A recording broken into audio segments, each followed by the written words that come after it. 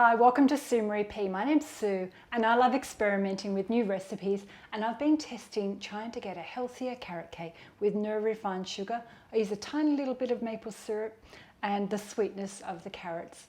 So if you want to join me and watch how I do a test bake of a healthier carrot cake, come with me and let's see.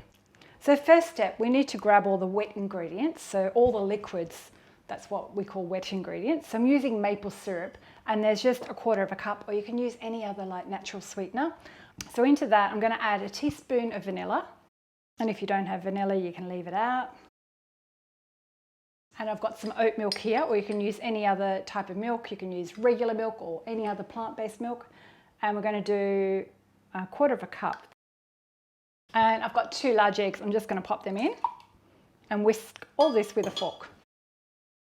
And if you're playing around with your flours, you can add a little bit more liquid, like add another dash or 2 tablespoons, 1 to 2 tablespoons of milk. So that's all the liquid. I've already grated my carrots before we started. There's 300 grams. Next, we'll grab a big bowl and I'm going to do 1 cup of ground almonds.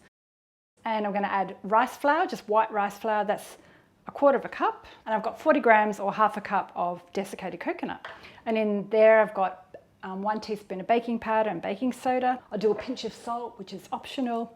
And I'm going to add a little bit of spice. I like cinnamon, so I'm going to add 2 teaspoons of cinnamon. I'm just going to mix all that together with this wooden spoon. I'm not going to do it on the stand mixer today. So that's pretty well mixed. And if you wanted to add some sultanas or some chopped up nuts, add them into that dry mix. So let's add all this liquid. So let's mix all this together.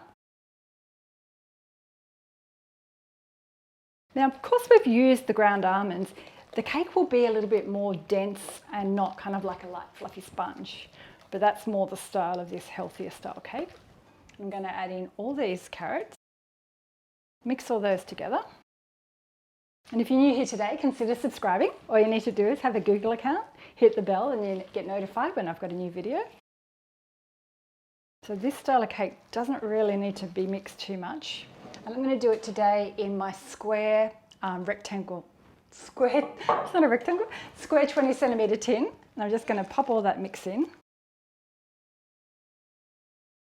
Because I've just realised I forgot the oil. So I was meant to add in 3 tablespoons of oil. I'm just going to like do a little blooper and throw it back in and show you what I do. Let's add the oil. I should have added the oil to the liquids. Thought it looked a bit too thick. Okay, take 2. 3 tablespoons of oil. Where's my oil? Now you can use coconut oil, but I've got just regular oil. I'm going to use that. Let's grab that tablespoon back. Silly Sue. And hopefully that will loosen it up a bit.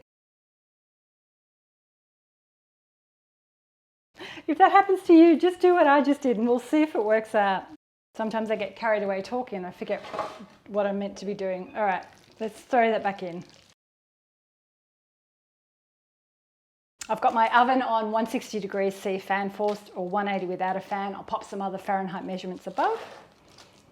And I'm going to bake this for about 35 to 45 minutes. I'm going to keep an eye on it. We just want to make sure that it's brown and cooked through in the middle.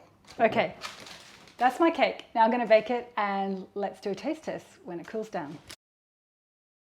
The time's on for 35 and I'll keep an eye on it, and my nose will tell me when it's ready too. So my carrot cake has definitely cooled down, and I'm going to just place it on this platter here. I'm going to remove the paper.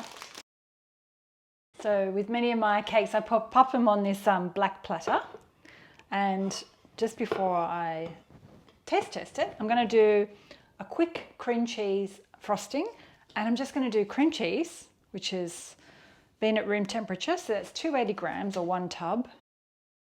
And I'm not going to use any icing sugar. I'm just going to add some maple syrup, just 2 tablespoons.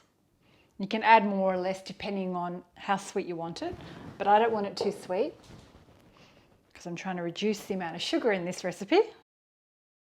And I'm just going to add a little bit of air to that and whip it up with these electric beaters. I'm going to leave it like that. I like the tartiness of the cream cheese. If you wanted to have it sweeter, add a little bit more cream cheese. Add a little bit more maple. so I'm going to eat it all. So let's grab the cake. I'm just going to spoon all of that onto the top.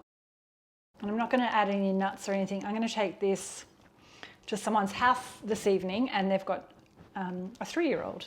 And I thought I'll leave the nuts off so Sean can eat it. I'm just licking my fingers of all the cream cheese. So I'm just going to pile this on and do just kind of like a very rustic cream cheese. But if you wanted to add some pistachios or chopped almonds, coconut, toasted coconut, that would also work and look good. So adding the cream cheese doesn't make it super healthy, so you don't have to add the cream cheese. That's just because it always looks pretty, and it tastes great with carrot cake. And if you wanted to make it vegan, you could add a vegan cream cheese, a low-fat cream cheese. Okay, I think that looks pretty good. So I'm going to cut into it and do a taste test. So I'm just going to cut it in half, then half again. I'm going to probably do like 4 across, so there's like little squares. So then we get 16 from the cake. Okay, I'm going to go in and try one of the middle ones. So it's rather moist looking.